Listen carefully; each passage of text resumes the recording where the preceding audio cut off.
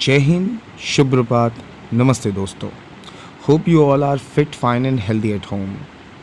एक बार फिर मैं आपका एजुकेटर गौरव आधुनिक आप सभी का स्वागत करता हूं इस ऑनलाइन एजुकेशनल सेशन में, जो कि 11 कॉमर्स के लिए ऑर्गेनाइज किया गया है। And today we are going to initiate chapter number 5, forms of business organisation 1। Students, if you are thinking and appearing for the upcoming पूरक परीक्षा एग्ज़ाम्स, यानी जो अभी गुजरात स्टेट एजुकेशन बोर्ड की हाल ही में जिसकी अनाउंसमेंट हुई है पूरक परीक्षा की, 11वीं कक्षा में अगर आप पढ़ते हैं, 11th स्टैंडर्ड में आप पढ़ रहे हैं, तो चैप्टर नंबर 5 आपके सिलेबस में है, जो कि है बिजनेस सर्विसेज 1, राइट। बिजनेस के फॉर्म्स हम लोगों ने सर्विसेज 1 और 2 देखी, उसके बाद हमने 4th कम्युनिकेशन देखा, ई कॉमर्स और आउटसोर्सिंग। आज हम देखने वाले हैं कि कैसे अलग अलग टाइप्स की बिज़नेस ऑर्गेनाइजेशन काम करती है, यानी बिज़नेस जो है वो कितने अलग अलग तरीक़ों से किया जा सकता है। What are the major types of the business. आज के वीडियो में हम पहला टाइप देखेंगे, जो कि आपकी स्क्रीन पे आपको दिखाई दे रहा है, that is soul proprietorship, right. So before getting understanding about the meaning, characteristics, advantages and limitation of sole proprietorship, let's see that what is the present scenario of our society. As you all know that nowadays people are generally become very much variant in their choices. यानी कहीं ना कहीं आज के जो लोग हैं वो लोगों की जो चॉइस है यानी पसंद है वो बहुत ही वैरायटी में बढ़ चुकी है, यानी विविधताओं में घिर गई है। हर व्यक्ति अपनी ज़रूरतों की पूर्ति करने के लिए, अपनी ख्वाहिशों की पूरी करने के लिए, अपनी ज़रूरतों को पूरा करने के लिए सुबह से शाम तक मेहनत करता है। और शायद इन्हीं वजह से जो ट्रेडिंग एक्टिविटी है, यानी बाइंग और सेलिंग का कॉन्सेप्ट है, वो निकला। यानी जिसके पास जो चीज़ है और उसे जिसकी ज़रूरत नहीं, वो उस चीज़ को सेल करता है। Suppose for an example, if you want to buy anything, right, will go to the shop, will pay money and that person will give us that product. So what here's you can see, your need is of that product and that shopkeeper's need is money. तो दोनों ने अपनी ज़रूरतों को पूरा किया, exchange किया चीज़ों को, चाहे वो गुड हो, चाहे वो सर्विसेज हो, चाहे वो मनी हो, राइट। ये सारी की सारी चीज़ें बच्चों ट्रेड के अंदर आती है, या फिर ट्रेड हम इसे कह सकते हैं। ट्रेडिंग का मतलब सिर्फ परचेज या सेल करना नहीं होता, इसे अरेंज करना भी होता है। तो ये देखना कि जो ट्रेड होता है वो कितने टाइप्स से किया जाता है, कितने प्रकार से किया जाता है, तो ये भी बहुत ज़रूरी होगा, राइट। जैसा कि मैं आपसे कह रहा हूँ, today we are going to discuss about sole proprietorship, right. इसके अलावा HUF यानी हिंदू अनडिवाइडेड फैमिली फर्म्स क्या होती है, इसके कैरेक्टरिस्टिक्स क्या होता है। इसके अलावा कोऑपरेटिव सेक्टर, ठीक है, joint stock sector and partnership. All दो ये कुछ अलग अलग टाइप्स हैं बच्चों, जो ये बताते हैं कि कैसे बिज़नेस होता है, कैसे अलग अलग टाइप से आप ट्रेड को कर सकते हैं, ठीक है। तो आइए देखते हैं हम सबसे पहला forms of business organisation, sole proprietorship. तो बच्चों, जैसा कि आप अपनी स्क्रीन पे देख पा रहे हो और जैसा कि पढ़ भी पा रहे हो कि सोल मतलब होता है सिंगल, प्रोप्राइटर मतलब होता है ओनर। तो अगर हम इन दोनों चीज़ों को साथ में जोड़ दें तो हमें मिलता है सिंगल ओनर। आइए देखते हैं paragraph. In your textbook, it was written that sole proprietorship is one of the oldest and the simplest form of business organization. यानी अगर हम इतिहास की बात करें तो ये सबसे पुराना और सबसे आसान तरीका है बिज़नेस करने का, जिसे हम सिंगल ओनरशिप या फिर सोल प्रोप्राइटरशिप भी कहते हैं। लेकिन जैसे जैसे रैपिडली दुनिया बदल रही है, वर्ल्ड चेंज हो रही है, इसका एग्जिस्टेंस भी धीरे धीरे क्या होता जा रहा है, डेवलप्ड होता जा रहा है। यानी पहले जैसा सिंपलेस्ट और ओल्डेस्ट फॉर्म होने के नाते अब ये काफ़ी कुछ बदल चुका है, इसमें काफ़ी सारे चेंजेस आ गए हैं। तो let's see it's meaning. Sole proprietorship is a form which is owned, number 1, managed, number 2 and controlled, ठीक है। तो ये 3 चीज़ें आपको याद रखनी है, ये तीनों वर्ड डेफिनेशन के अंदर आनी चाहिए और आपके दिमाग में आपको इसे बिठा लेना है कि anything a business which is owned, manage and controlled, ठीक है। यानी मालिक हो या फिर उसका नियंत्रण की बात हो या फिर हम उसे संभालने की बात करें, अगर वो किसी एक ही व्यक्ति के हाथ में है सारी powers, and it is done by only one person, and that person invest the capital, वही पैसा लगाता है, वही बिज़नेस स्टार्ट करता है, वही बिज़नेस को डेवलप करता है और अंत में वही बिज़नेस की टेक केयर करता है। तो ऐसी सिचुएशन में हम उस व्यक्ति को सोल प्रोप्राइटर और उस बिज़नेस को सोल प्रोप्राइटरशिप का नाम दे सकते हैं, राइट। इसमें परचेज, सेल और रिज़ल्ट से लेकर सारी जिम्मेदारी, चाहे वो प्रॉफिट एंड लॉस की भी क्यों ना हो, वो उसी के ऊपर ही आती है। So it is only resemblance borne by him only, यानी सारी जो चीज़ें हैं, प्रॉफिट लॉस, मतलब हर काम, चाहे वो बिज़नेस का छोटा काम हो या बड़ा काम, ये वो ही करेगा। इसके अलावा sole proprietorship are the different types of business organisation. हम कहते हैं तो बहुत अलग अलग प्रकार से हो सकती है। जनरली हम लोग जब बिज़नेस टाइप्स देखते हैं तो this is a triangular shape, जिसमें जैसे जैसे हम नीचे की तरफ आते हैं वैसे वैसे पावर कम होती जाती है, बट यहाँ ऐसा नहीं होता है, ठीक है। So it is person who is responsible of business, who is taking the risk, only one person जो सोल प्रोप्राइटर है। अगर फेल होता है तो भी उसकी जिम्मेदारी, और जितना भी प्रॉफिट होता है वो भी उसी का हक है। So we can say that all the profit and all the loss is going to be happen to only one person. Sole proprietor is wholly and solely responsible to the business. Wholly and solely responsible to the business, who carried the business out, give the direction to the business, take the risk of profit and loss, and although that's why it is called as sole proprietor, single seller organization. ठीक है बच्चों, तो I hope you have understand this what is sole proprietor और ये क्यों कैसे काम करती है। फिर भी इसे बेहतर तरीके से समझने के लिए आइए देखते हैं हम इसके कैरेक्टरिस्टिक्स। सबसे पहली चीज़ है कि ये बहुत आसानी से इस्टेब्लिश हो जाती है। रीज़न क्योंकि इसमें ज़्यादा लोगों की ज़रूरत नहीं पड़ती, राइट। एंड लॉफुली भी, यानी कानून के हिसाब से भी ये चीज़ बहुत जल्दी अप्रूव हो जाती है, और we can say that it is very easy to establish. The capital which we require to invest in it's quite low, काफ़ी कम तो हम नहीं कहेंगे, बट ये कह सकते हैं कि किसी एक को ही पैसा लगाना है तो ये जल्दी से इन्वेस्टमेंट आप कहीं से भी जैसा चाहे वैसे मैनेज करके आप इसमें पैसे लगा सकते हैं, राइट। क्योंकि दिक्कतें कहाँ आती है, when you want to arrange the capital from others, तो यहाँ पर एक ही व्यक्ति रिस्पॉन्सिबल है। So we can say that capital is in being invested by one person only, and he is going to responsible for return the money what he has borrowed, यानी जो अगर वो उधार लेता है कैपिटल के लिए तो ये उसी की जिम्मेदारी होगी कि वो उस मनी को वापस करे। Point 3 it said power of administration. As I have told you that this business और such type of businesses were generally organised and managed by a single person only. तो इसमें हर काम, चाहे वो परचेज हो, सेल हो, कलेक्शन हो, account का वर्क हो या कोई भी एक्टिविटी हो, वो सिर्फ वही व्यक्ति करेगा जो उस बिज़नेस का कौन है, ओनर है, मालिक है, अकेला मालिक है, right. And all the things are going to be take care by him only at the end of the day. Fourth one said that the decision making and the work will be very fast. Why? Because the number of people is less, जो लोग हैं संख्या में वो काफ़ी कम है, और काम जो है वो काफ़ी जल्दी होगा, फास्ट होगा, तेज़ी से होगा, राइट। डिसीजंस जो लिए जाएंगे वो जल्द से जल्द लिए जा सकते हैं, इसमें डिले नहीं होगा, because only one person is there, then whatever he thinks right he will take और she will take the decision about that, right. इसके अलावा लायबिलिटी यानी जिम्मेदारी या फिर उत्तरदायित्व।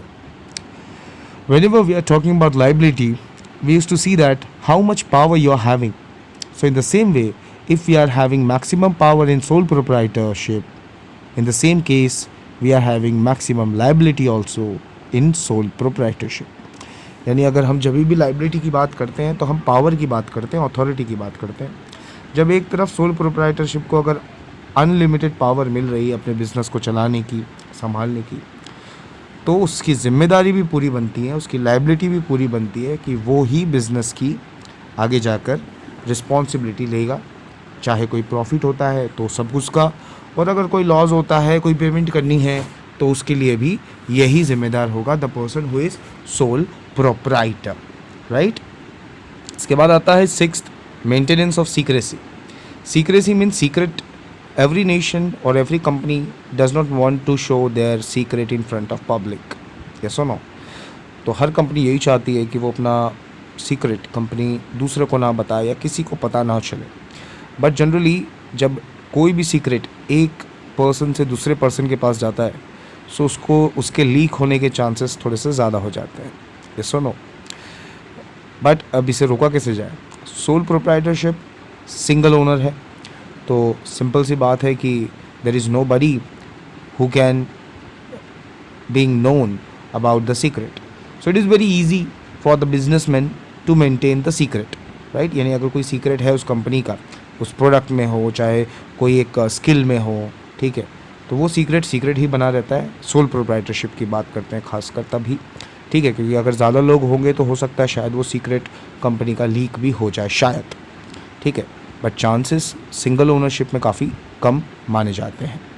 इसके बाद 7वां है पर्सनल कॉन्टैक्ट, यानी आप अगर कोई भी चीज़ खरीदोगे, जैसे आप मार्केट में जाकर सोल प्रोप्राइटरशिप पे, तो आप उसके ओनर से ही चीज़ खरीद रहे हो। यस और नो? ठीक है, किसे ओनर से? क्योंकि only that person is being doing the job in that sole proprietorship. इसी वजह से उसी को सब काम करने हैं, तो वो सेल भी आपको करेगा। तो आप कोई क्वालिटी रिगार्डिंग कोई प्रॉब्लम है, कोई इशू है, तो भी आप उनसे कह सकते हो। And he is the owner, he will think about it because he wants the people should be demand their product. So कोई रिक्वायरमेंट, कोई भी फैशन, कोई भी टेस्ट चेंज इन प्रेफरेंस होता है तो ओनर को तुरंत ही पता चल जाता है ताकि वो और अपने कस्टमर को मोर सेटिस्फाइड कर सके, ठीक है। तो सोल प्रोप्राइटरशिप का ये एक फ़ायदा हुआ कि ओनर को कस्टमर से पर्सनली मिलने की आज़ादी होती है इसमें। इसके अलावा सोल प्रोप्राइटरशिप में पॉइंट 8 आपको बोलता है centralised of ownership and management, right. यानी इसका जो मैनेजमेंट होता है सोल प्रोप्राइटरशिप का specially, it is very much centralized. What is centralized? We have seen in the different in the previous chapter also कि ये केंद्रित होता है किसी एक व्यक्ति पर, किसी एक पर्सन पर, यानी डिपेंड होता है किसी एक इंडिविजुअल पर। ओनरशिप भी उसी के पास होती है और जो मैनेजमेंट स्किल्स है वो भी पूरी उसी के पास होगी, राइट। बट होता क्या है कि मेन पावर उसके पास होगी, राइट, और जो पूरे बिजनेस को क्या करेगा, कंट्रोल करेगा। सो these 8 points are considered to be the major characteristics of sole proprietor, which is easy to establish. There is only one person who will invest the capital. Third one is the power of administration is in the hand of single individual. Then the person who is sole proprietor is free to work and he or she will take quick decisions. Then liability is wholly and solely responsible to the owner only.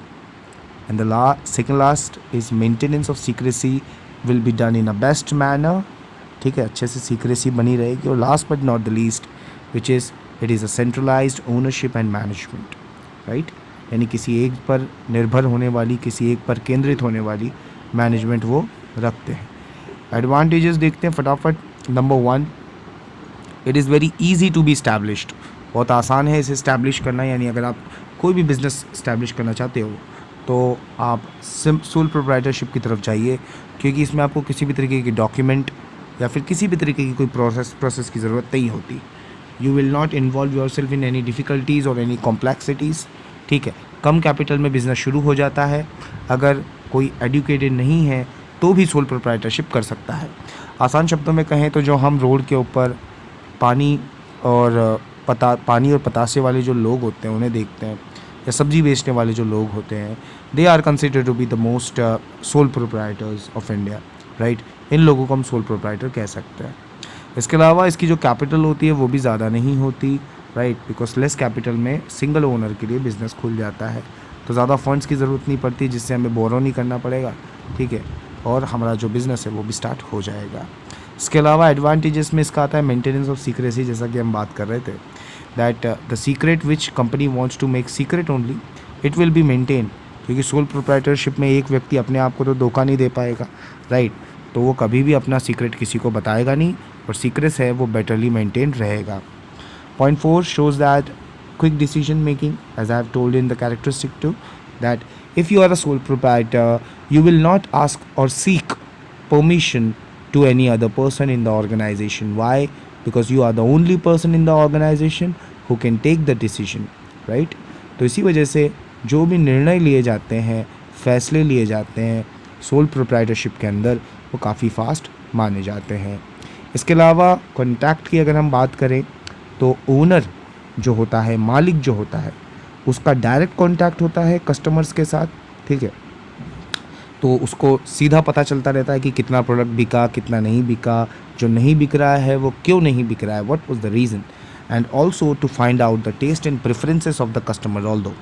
इसके बाद जो आपको 6th point देखने को मिलता है that is flexibility, यानी soul proprietorship में आप जैसे चाहे वैसे चीज़ें अपने अकॉर्डिंग मैनेज करके चला सकते हो, यानी इसलिए डिसीजन मेकिंग फास्ट हुई, अवेयरनेस भी बढ़ेगी और आपका जो बिज़नेस है वो आपकी तरह चलेगा, यानी आपको जैसा कलर चाहिए शॉप में वैसा कलर, जो प्रोडक्ट बेचना है वो प्रोडक्ट बेचो, जितनी बजे बेचना है उतनी बजे बेचो, यानी ये सब कुछ आपके अनुसार चलेगी और उसी चीज़ पर आपका प्रॉफिट और लॉस डिपेंड करता है। Last second and last one we can see that on your screen that less tax burden. If a sole proprietor, if you are doing a business, the government will charge you nothing until and unless your profit will not exceed to 2.5 lakhs। यानी अगर आपका profit जब तक 2.5 लाख या 2.5 लाख से ज़्यादा का नहीं होता तब तक आप किसी भी प्रकार का कर यानी टैक्स देने की जिम्मेदारी आपके ऊपर नहीं आएगी।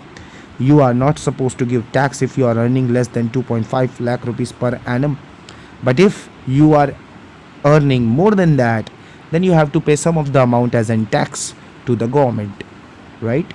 बट यहाँ पर जो होता है प्रॉफिट ज़्यादा नहीं होता, इतना ज़्यादा प्रॉफिट होता नहीं है, तो टैक्स तो भरने का आता है बट इतना ज़्यादा नहीं। Last but not the least, it is legal restrictions are very less. अगर हम सोल प्रोप्राइटर की बात करते हैं तो यहाँ पर ज़्यादा हमें रिस्ट्रिक्शन देखने को मिलते नहीं है कंपेयर टू अदर ऑर्गेनाइजेशन, ठीक है। क्यों? क्योंकि ये एक सिंगल ओनर से स्टार्ट हो जाता है, बिना डॉक्यूमेंटेशन के कम कैपिटल में शुरू करने लायक इससे बेस्ट बिजनेस शायद कोई और ना मिले आपको, राइट? तो बच्चों these are the 8 major advantages, ठीक है, जिसमें आसानी से बन जाना, कम कैपिटल में बन जाना, सीक्रेट मेंटेन रखना, जल्दी डिसीजन मेकिंग और पर्सनल कॉन्टैक्ट के साथ हाईली फ्लेक्सिबल होने के साथ साथ इसका बर्डन ऑफ टैक्स भी कम है और लीगली ये कम रिस्ट्रिक्शन हमें देखने को मिलता है। But as I have told, as I am telling you in the many times, a coin has 2 faces, जिसके पॉजिटिव है तो कुछ लिमिटेड इसके लिमिटेशंस भी होंगे। नंबर 1 बोल रहा है कि लिमिटेड कैपिटल की वजह से आप इसमें ज़्यादा प्रॉफिट नहीं कमा सकते। क्यों ज़्यादा नहीं कमा सकते? क्योंकि आपने जितना पैसा लगाया उससे कुछ ही आपको मिलेगा, ज़्यादा नहीं मिलेगा। तो आप बिग मशीन्स नहीं ला सकते, आप बिग लार्ज क्वांटिटी में कुछ भी बना नहीं सकते, आप लार्ज स्टोरेज भी नहीं कर सकते। तो ये हो गया पहला लिमिटेशन। दूसरा हो गया अनलिमिटेड लायबिलिटी। अगर कोई बहुत भारी नुकसान हो गया तो जिसकी वजह से एक ही व्यक्ति हो आप खुद ही, तो आपके ऊपर सारा प्रेशर आ जाएगा, यानी क्रेडिट सभी आपको भरनी पड़ेगी। हो सकता है कि आप पेमेंट करने के लिए अपने पर्सनल बिजनेस, पर्सनल प्रॉपर्टी को भी बेचनी पड़े, ठीक है। इस वजह से हम कह सकते हैं कि रिस्क जो बिज़नेस का होता है वो काफ़ी अनलिमिटेड हो जाता है एक सोल प्रोप्राइटर के ऊपर। ये बिज़नेस जनरली थोड़े समय के लिए अच्छे लगते हैं क्योंकि लंबे समय तक हम इन्हें कंटिन्यू नहीं कर सकते, एंड ये इसका तीसरा सबसे बड़ा डिसएडवांटेज है that we can not do for the long time, right. Point 4 so that limited work capacity, यानी अगर एक व्यक्ति काम कर रहा है तो सारे काम खुद तो नहीं कर पाएगा, कहीं ना कहीं हो सकता है उससे कुछ चूक हो जाए या वो कोई काम भूल जाए। लिमिटेशंस के अनुसार हम ये कह सकते हैं कि व्यक्ति काफ़ी व्यस्त हो जाता है इसमें, and also sole proprietor is a scope of exchange of idea is very little, क्योंकि आप अकेले हैं और आप ज़्यादातर लिमिटेड चीज़ों के साथ रह रहे हैं, सो यू कांट एक्सप्रेस और exchange any of the ideas in your section. इसके अलावा पॉइंट 5 आपको बोलता है कि रॉन्ग डिसीजन की पॉसिबिलिटी ज़्यादा होती है। मतलब क्या है इसका? कि हो सकता है कि शायद आपने गलत डिसीजन आप ले लो क्योंकि आप अकेले व्यक्ति हो। आपको हो सकता है कि शायद कोई व्यक्ति साथ में रहे तो वो आपको आपकी प्रॉब्लम या फिर आपकी हम एक तरीके से कह सकें तो मिस्टेक्स भी निकाल सकता है, आपको और करेक्ट करेगा, आपको परफेक्ट करेगा। बट यहाँ तो आप अकेले हो, सो जनरली रॉन्ग डिसीजन की पॉसिबिलिटी ज़्यादा हो जाती है। And last but not the least, lack of advantages of large scale business, यानी ये आप छोटे लेवल पर कर सकते हो, लिमिटेड लेवल पर कर सकते हो, या बड़े लेवल पर नहीं जा सकते, नेशनल लेवल पर नहीं जा सकते। तो these are the 6 limitations of business, which is very limited capital, unlimited liability, very short duration of business, invested less working capital, work capacity, and possibility of wrong decision can be happened. And the last but not least, large scale business you cannot do, right? So I hope बच्चों आपको यहाँ तक समझ में आया है sole proprietorship क्या होती है, एडवांटेजेस और डिसएडवांटेजेस के बारे में। ठीक है, अच्छे से इस टॉपिक को रीड करिए, पूरे कॉन्सेप्ट को लाइन बाय लाइन, ठीक है, अपनी टेक्स्ट बुक में। If you do have any kind of doubt, confusion, query, you can get back to us and post your comment in your comment box. Sure, we'll get back to you soon. Till then, take care of yourself and your family. We'll get back to you. Thank you so much. God bless you. Jai Hind.